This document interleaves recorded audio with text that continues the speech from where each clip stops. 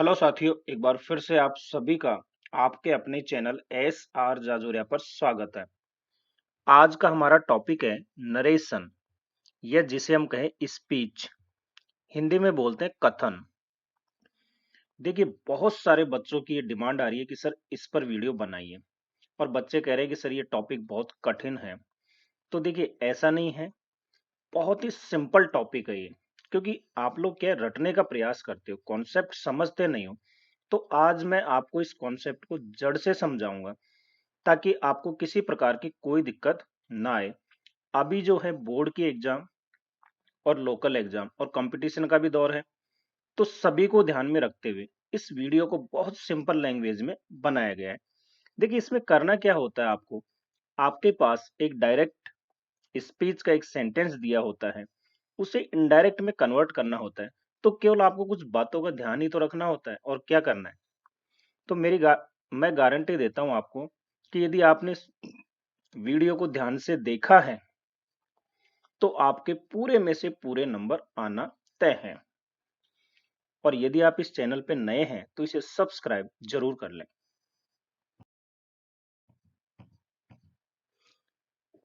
तो सबसे पहले हम देखते हैं नरेशन या स्पीच।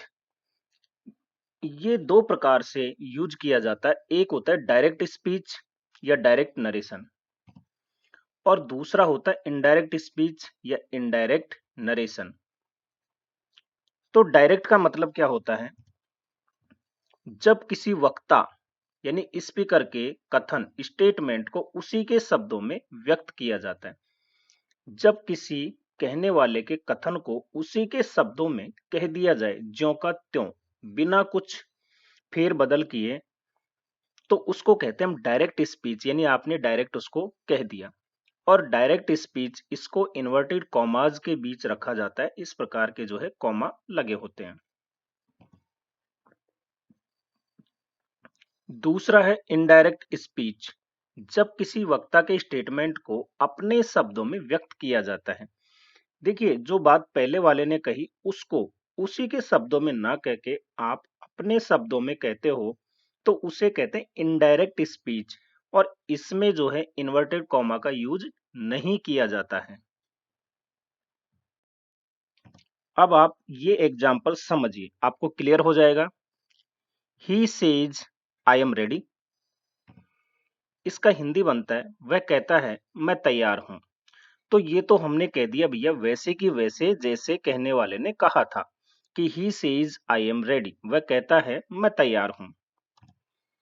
अब इसका यदि हम इनडायरेक्ट स्पीच कहें या अपने शब्दों में इसको कहें, तो आप कहोगे he says that he is ready, या हिंदी में कहोगे वह कहता है कि वह तैयार है। तो देखिए, अंतर क्या हुआ, इसके मीनिंग में कोई परिवर्तन नहीं हुआ है, केवल एक कहने का तरीका बदला है। अब यहां से ये कैसे इनडायरेक्ट में बदला, इस पर आप अभी मत जाइए, केवल डेफिनेशन समझ लीजिए। तो डायरेक्ट स्पीच मतलब ज्यों का त्यों कह देना, जो जिसने जैसा स्टेटमेंट कहा है आप वैसे के वैसे उसको कह रहे हो। इनडायरेक्ट का मतलब होता है इसको आप अपने शब्दों में व्यक्त करते हो। तो वह कहता है कि वह तैयार है। कॉन्सेप्ट क्लियर हो गया होगा, आगे बढ़ते हैं। यहाँ पे लिखा भी है मैंने, इनडायरेक्ट स्पीच में वक्ता के कथन का आशय नहीं बदलता, यानी मीनिंग नहीं बदलता, केवल कहने का तरीका बदल जाता है। अब आप यहाँ पे देखिए, एक स्टेटमेंट लिखा है, he said to me I am ready. तो यहाँ पे ये जो है हमारा क्या है, डायरेक्ट स्पीच है, ठीक है। और इसके दो पार्ट होते हैं। एक पार्ट तो वह है जो ये इन्वर्टेड कॉमाज है इसके बीच में होता है, और एक पार्ट वो जो इस इन्वर्टेड कॉमा के बाहर वाला है। तो जो ये बाहर वाला है और रेड इंक में लिखा हुआ है, इसको हम कहते हैं रिपोर्टिंग स्पीच। तो ये ध्यान रखिएगा, इन्वर्टेड कॉमा के बाहर वाला जो पार्ट है इसको हम कहते हैं रिपोर्टिंग स्पीच, और जो इन्वर्टेड कॉमाज के अंदर होता है उसे कहते हैं रिपोर्टेड स्पीच। ये टर्म आप ध्यान रखिए, बार बार यूज होंगे, इसलिए किसी प्रकार का कंफ्यूजन ना हो, मैं आपको आराम से समझा रहा हूं। क्लियर हो गई। इन्वर्टेड कॉमा के अंदर जो पार्ट है उसे आप क्या कहोगे, रिपोर्टेड स्पीच, और बाहर वाले को रिपोर्टिंग स्पीच। अब रिपोर्टिंग स्पीच में जो सब्जेक्ट होता है उसको कहते हैं रिपोर्टर, जैसे यहाँ ही है। और रिपोर्टिंग वर्ब में रिपोर्टिंग स्पीच में जो वर्ब होती है, जैसे यहाँ से की सेकंड फॉर्म सेड, तो इसको कहेंगे रिपोर्टिंग वर्ब। जो वर्ब होगी रिपोर्टिंग स्पीच की उसको क्या कहोगे? Reporting verb. और रिपोर्टिंग स्पीच में जो ऑब्जेक्ट आता है, जैसे मी यहाँ पे ऑब्जेक्ट है, तो इसको कहोगे ऑब्जेक्ट ऑफ रिपोर्टिंग वर्ब। और रिपोर्टेड स्पीच में जो वर्ब आती है उसके कहोगे आप वर्ब ऑफ रिपोर्टेड स्पीच। तो ये कुछ टर्म थे जिनको आपको ध्यान रखना बहुत आवश्यक है। कॉन्सेप्ट क्लियर हो गया होगा। एक चीज और ध्यान रखनी है आपको, रिपोर्टेड स्पीच हमेशा कैपिटल लेटर से शुरू होगा। जो इन्वर्टेड कॉमाज के अंदर का जो हमारा पार्ट है उसका जो फर्स्ट लेटर है ना वो कैपिटल से शुरू होगा, ये ध्यान रखिएगा। यहाँ जो भी पहला लेटर आएगा वो कैसा होगा? कैपिटल होगा। अब आप एक काम कीजिए, इसका एक स्क्रीनशॉट ले लो ताकि आपको आगे जरूरत पड़े तो दिक्कत ना हो कि रिपोर्टिंग स्पीच क्या है, रिपोर्टेड स्पीच क्या है, रिपोर्टिंग वर्ब क्या है। ये आपके जो है पूरा समझ में आ जाना चाहिए। अब हम देखते हैं डायरेक्ट स्पीच से इनडायरेक्ट स्पीच में चेंज करने के रूल्स यानी नियम क्या हैं। दो रूल्स हैं, एक तो है जनरल रूल्स यानी सामान्य नियम, और दूसरे हैं स्पेशल रूल्स यानी विशेष नियम। अब पहले आप इस चार्ट को देख लीजिए ताकि क्लियर हो जाए। देखिए हमारे पास 5 प्रकार के सेंटेंस होते हैं इंग्लिश में। असर्टिव सेंटेंस जिसे हम कहते हैं कथनात्मक, यानी ये अफर्मेटिव और नेगेटिव होते हैं, या कहें पॉजिटिव और नेगेटिव होते हैं। इंटेरोगेटिव सेंटेंस यानी प्रश्नवाचक जिनमें क्वेश्चन किया जाता है, और ये यस नो वाले भी होते हैं और डब्ल्यू एच वाले भी होते हैं। इम्पेरेटिव सेंटेंस यानी आज्ञा सूचक, जिसमें कोई कमांड, ऑर्डर या रिक्वेस्ट इसका बोध होता हो। ऑप्टेटिव सेंटेंस इच्छा बोधक, जिसमें किसी प्रकार की विश या डिजायर का बोध होता है। एक्सक्लेमेटरी सेंटेंस विस्मयादि बोधक, जिसमें हमारे मन से, हृदय से अचानक निकली हुई फीलिंग, सुख दुख घृणा, इसके बारे में बोध होता है। तो जनरल रूल्स क्या है? वो है जो इन सभी सेंटेंस पर लागू होते हैं। स्पेशल रूल्स क्या है? जो हर प्रकार के यानी अलग अलग प्रकार के सेंटेंस के लिए कुछ रूल अलग अलग होंगे। एक दो रूल होते हैं ऐसे, आपको उनको भी ध्यान रखना है। इस वीडियो में हम डिस्कस करेंगे आज जनरल रूल्स पर, और यदि आपने समझ लिया तो समझ लो कि आपका 80% कॉन्सेप्ट तो वैसे ही क्लियर हो गया। तो जनरल रूल्स को 3 भागों में डिवाइड किया जाता है। एक है change of person, change of tense, change of other part of speech, जिसमें सबसे जो इंपॉर्टेंट है चेंज ऑफ पर्सन। यदि आपने ये सीख लिया तो फिर कहीं रुकने की आपको जरूरत है ही नहीं। तो सबसे पहले यही लेते हैं, चेंज ऑफ पर्सन। अब चेंज ऑफ पर्सन कैसे करेंगे आप इस सारणी को समझ लीजिए। पहले तो एक काम कीजिए, इसका स्क्रीनशॉट या फोटो ले लो मोबाइल में, क्योंकि आप बार बार इसकी जरूरत आपको पड़ सकती है। अब आप इसको समझ लीजिए थोड़ी देर के लिए। बहुत से बच्चे कहेंगे सर हमें तो आता है, कोई बात नहीं, लेकिन एक बार और इसको समझ लीजिए। पर्सन 3 होते हैं, फर्स्ट पर्सन, सेकंड पर्सन और थर्ड पर्सन।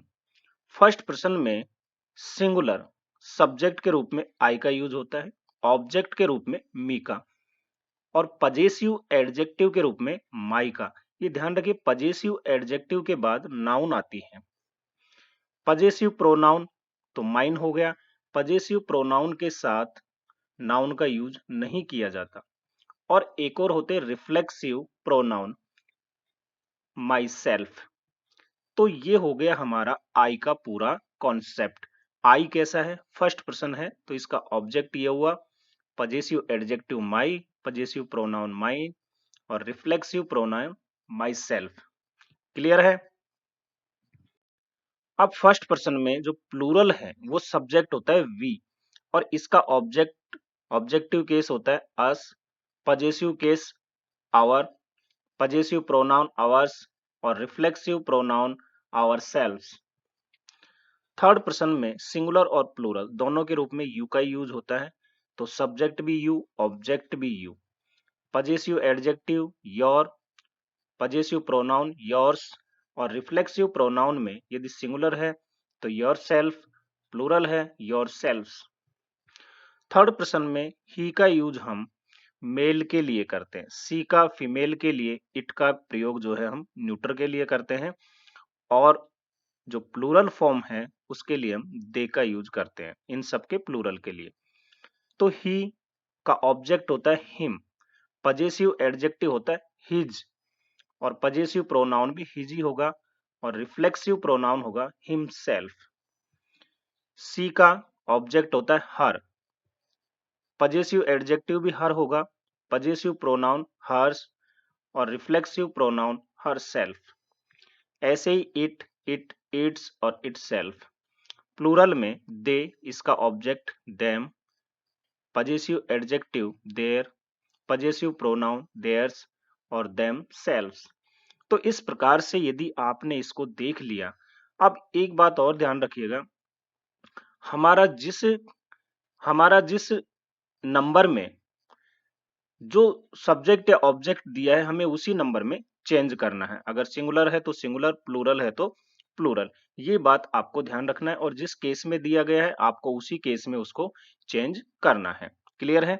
आगे बताएंगे एग्जाम्पल लेके। तो पहले अगर आपने, फिर से कह रहा हूं कि अगर इसकी फोटो नहीं है तो ले लीजिए।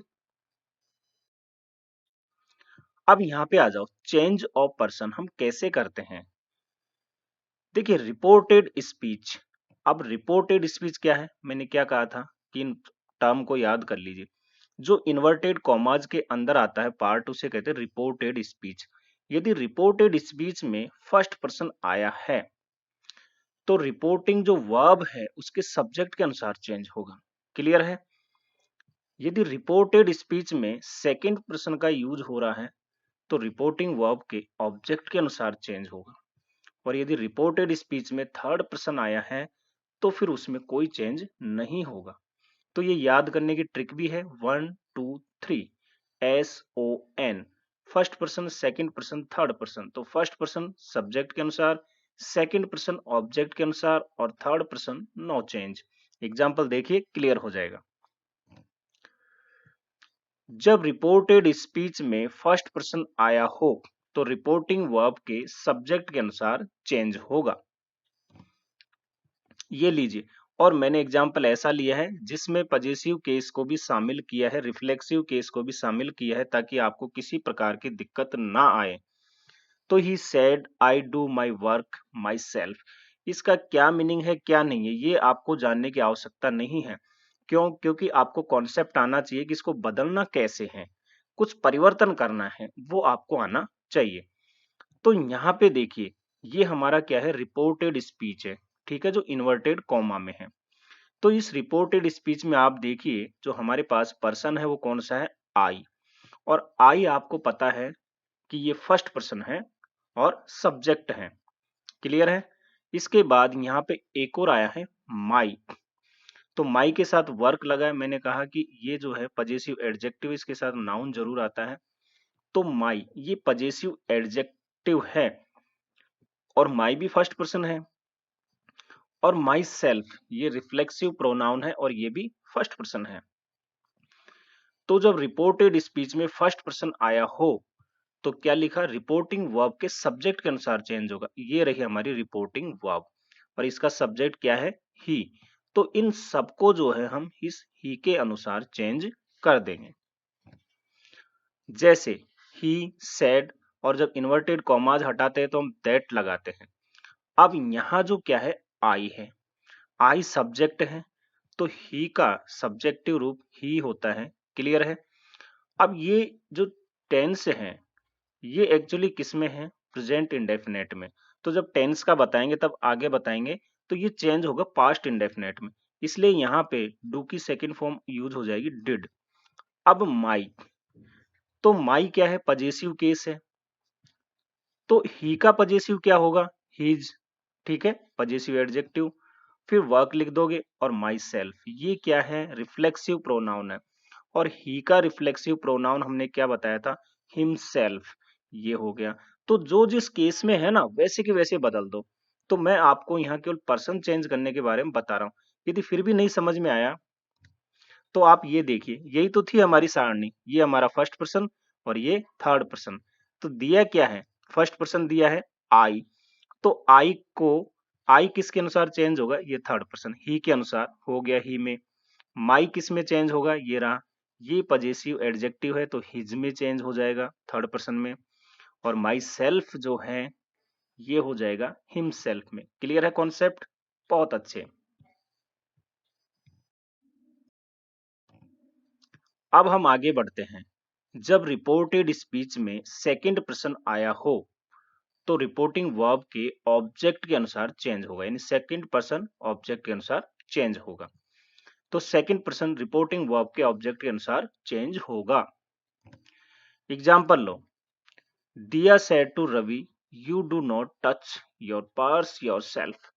तो देखिए मैंने ज्यादा से ज्यादा इनका प्रयोग करने का यूज किया है, ये जो हमारे पजेसिव है या रिफ्लेक्सिव है, ताकि आपको कहीं दिक्कत ना आए। अब आप इसे बदलोगे तो दिया सेड टू को हम टोल्ड में बदलते हैं, ये बताएंगे आपको बाद में। रवि आपने वैसे के वैसे लिख दिया। यहाँ जो हमारा है रिपोर्टेड स्पीच में सब्जेक्ट क्या है? यू, और यू एक सेकंड पर्सन है तो फिर ये रिपोर्टिंग वर्ब के ऑब्जेक्ट के अनुसार चेंज होगा। तो ये रिपोर्टिंग वर्ब ये रही और इसका ऑब्जेक्ट रहा ये। दिया क्या है? सब्जेक्ट। तो सब्जेक्ट के अनुसार नहीं बदलेंगे, यदि फर्स्ट पर्सन होता ये तब बदलते। अब ये सेकंड पर्सन है, यू किस में आता है? सेकंड पर्सन है तो ये बदलेगा इस ऑब्जेक्ट के अनुसार। तो यू है यहाँ पे और ऑब्जेक्ट क्या है? रवि। रवि किसी लड़के का नाम है तो किसी का जो नाम होता है वो भी थर्ड पर्सन में आता है। और रवि क्या है? मेल है और मेल के लिए हम यूज किसका करते हैं? ही का। तो यहाँ लिख दिया हमने ही। ठीक है, आगे जो है सेंटेंस की डिमांड के अनुसार इसमें लिख दिया। अब यहाँ आया योर पर्स। तो ये क्या है? पजेसिव जो है एडजेक्टिव है। तो यहाँ पे जो योर है ना, ये क्या है? यू का पजेसिव एडजेक्टिव है। तो ही का पजेसिव एडजेक्टिव क्या हो जाएगा? हिज। पर्स। और योर सेल्फ क्या है? ये यू का जो है रिफ्लेक्सिव प्रोनाउन है तो ये हो जाएगा ही का रिफ्लेक्सिव प्रोनाउन क्या होगा? हिमसेल्फ। तो अब आपने यदि यहां से ये चेंज, यानी जो सेकंड पर्सन था इसको ऑब्जेक्ट के अनुसार यदि आपने चेंज करना सीख लिया यहाँ, तो बाकी का तो उसी के अकॉर्डिंग चलना है। क्लियर है कॉन्सेप्ट? फिर भी यदि नहीं समझ में आया तो यहाँ देख लीजिए। यू था ना हमारा, किसके अनुसार चेंज होगा? ये रहा। क्या है ये? मेल है और थर्ड पर्सन है, ही हो गया। योर का हिज हो गया। योर सेल्फ का हिम सेल्फ हो गया। बहुत सिंपल कॉन्सेप्ट है, केवल आप इसको समझने का प्रयास कीजिए। अब इसमें एक बातें आपको ध्यान रखनी है। यदि रिपोर्टेड स्पीच का सब्जेक्ट जो है सेकंड पर्सन का हो और रिपोर्टिंग वर्ब का ऑब्जेक्ट ही नहीं दिया गया है तो अब आप कैसे बदलोगे? देखिए सबसे ज्यादा दिक्कत यही आती है कि रिपोर्टेड स्पीच का जो सब्जेक्ट है वो तो सेकंड पर्सन है, लेकिन रिपोर्टिंग वर्ब में ऑब्जेक्ट ही नहीं दिया है। तो बताओ बच्चों क्या करोगे? यही समस्या होती है, इसको समझ लो ध्यान से। तो रिपोर्टेड स्पीच के सेकंड पर्सन के सब्जेक्ट को इनडायरेक्ट स्पीच में फर्स्ट या थर्ड पर्सन के सब्जेक्ट के अनुसार बदलेंगे। तो आप अपनी इच्छा से पहला यानी फर्स्ट या थर्ड पर्सन का यूज कर सकते हो। कैसे? अभी देखते हैं। जैसे Ravi said you should work hard. यहाँ पे हमारा जो रिपोर्टेड स्पीच है इसमें जो पर्सन है यू, ये सेकंड पर्सन है और हमें पता है सेकंड पर्सन जो है रिपोर्टिंग वर्ब के ऑब्जेक्ट के अनुसार बदलता है। तो भैया वर्ब तो है, इसके बाद ऑब्जेक्ट ही नहीं है, तो अब क्या करना है? तो अब आपको क्या करना है इसके लिए आप ये देखिए। यहाँ पे आप अपने इच्छा से ऑब्जेक्ट जो है फर्स्ट या थर्ड पर्सन का बना सकते हो, कोई भी, बस सेंटेंस का मीनिंग करेक्ट होना चाहिए। जैसे रवि सेड टू मी, आपने यदि मी ऑब्जेक्ट यूज किया है, ध्यान रखिए ऑब्जेक्ट का जब हम यूज करते हैं तो उससे पहले टू जरूर लगता है। तो रवि सेड टू मी, यदि आपने यहाँ मी यूज किया ऑब्जेक्ट के रूप में तो अब यू जो है मी के अनुसार कन्वर्ट होगा। तो यू क्या है, सब्जेक्टिव केस है, तो मी का सब्जेक्टिव केस क्या होगा, आई। तो यहां आ जाएगा रवि सेड दैट के बाद आई। क्लियर है। यदि आपने ऑब्जेक्ट चुना अस, रवि सेड टू अस, तो यू किस में कन्वर्ट हो जाएगा, वी में। और यदि आपने जो है रवि सेड टू हिम, तो ये कन्वर्ट, तो हमारा जो है यहाँ पे आएगा ही, क्योंकि यू किसके अनुसार चेंज होगा, हिम के, और हिम का सब्जेक्ट क्या होता है, ही। यदि आपने चूज किया हर, रवि सेड टू हर, तो हर जो है फीमेल के लिए यूज होता है और इसका सब्जेक्टिव केस क्या होगा, सी। और यदि आपने यहाँ यूज किया देम ऑब्जेक्ट के रूप में, रवि सेड टू देम, तो ये किसमें बदल जाएगा, दे में। ये ध्यान रखना है, आप अपनी इच्छा से फर्स्ट या थर्ड पर्सन के का कोई भी ऑब्जेक्ट ले सकते हो। तो मी और अस ये दोनों, मैंने बताया कि जो फर्स्ट पर्सन है इसके ऑब्जेक्ट है, और हिम हर देम ये थर्ड पर्सन के ऑब्जेक्ट है। तो इसी के अकॉर्डिंग यहाँ आप चेंज करोगे, फिर आगे का लिख दोगे शुड वर्क हार्ड, जो भी रूल्स है आपका वैसे के वैसे लिख दोगे। तो मैंने यहाँ सारे ऑब्लिक ऑब्लिक लगा के लिख दिए ताकि आपको किसी प्रकार की दिक्कत ना आए।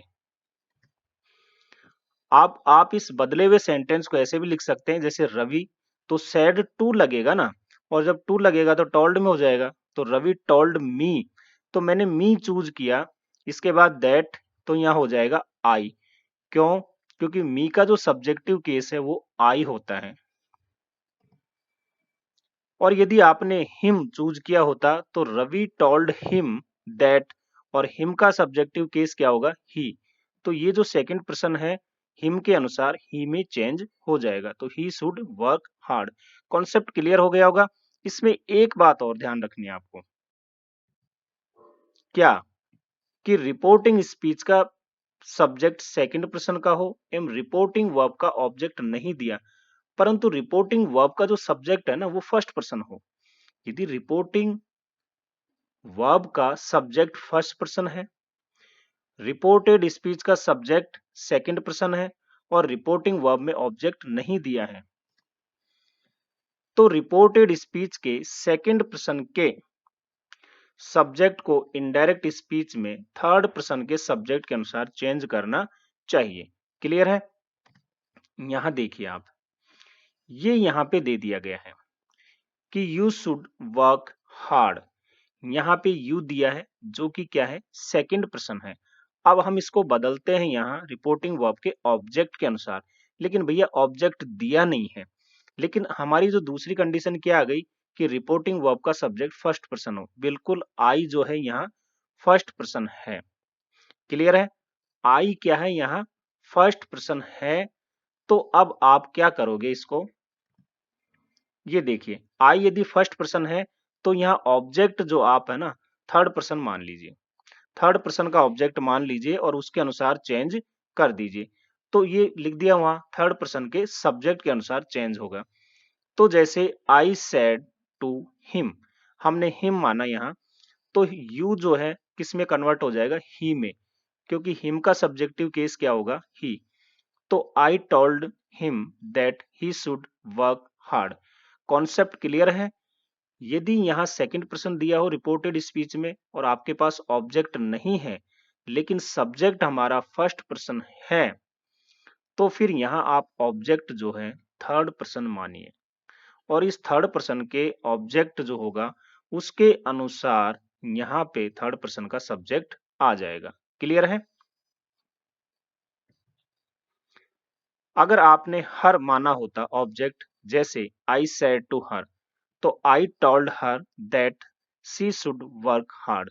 तो यहाँ पे क्योंकि हर है, हर फीमेल के लिए होता है और हर का सब्जेक्टिव केस क्या होता है, सी। तो यदि मेल के लिए माना होता तो ही, और फीमेल के लिए माना होता तो सी। इस प्रकार आप इसको चेंज करें। नेक्स्ट क्या है, यदि रिपोर्टेड स्पीच में थर्ड पर्सन आया हो तो फिर अब इसमें तो कोई चेंज करना ही नहीं है।